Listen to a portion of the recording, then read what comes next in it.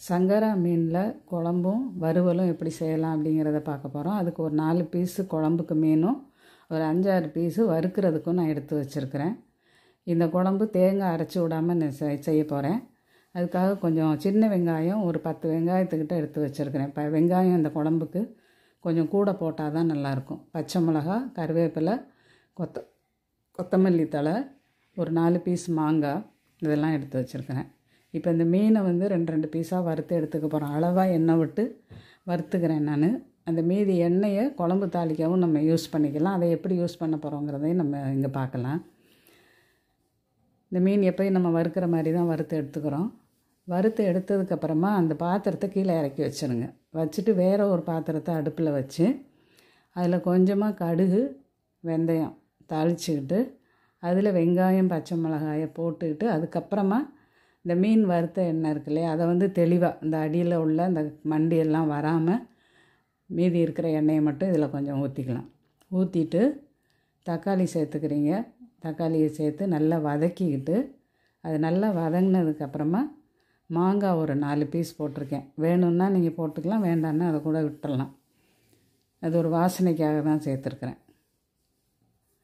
இப்போ லேசாக வதங்கின உடனே மல்லித்தூள், நம்ம எப்பயும் குழம்பு மல்லித்தூள் வச்சுருப்போம் இல்லையா, அந்த மல்லித்தூள் ஒரு 3 டீஸ்பூனும், காரத்துக்கு தகுந்த மாதிரி 1/2 டீஸ்பூனோ 1 டீஸ்பூனோ மிளகாத்தூளும் சேர்த்து அதையும் லேசாக வதக்கி விட்டுட்டு தேவையான அளவு தண்ணி சேர்த்து உப்பு சேர்த்து நல்லா கொதிக்க வைக்கிறோம்.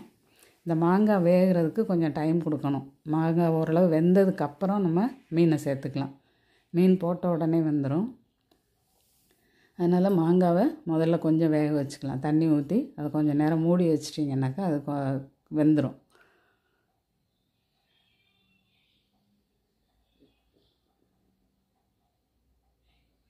இந்த அளவு தண்ணி ஊற்றிக்கிட்டால் போதும். ஊற்றி மூடி வச்சுக்கோங்க. பார்த்திங்கன்னா கொஞ்சம் திக்னஸ் கொடுத்துருக்கோம் குழம்பு. இதில் இந்த மீனை நம்ம போட்டுக்கலாம்.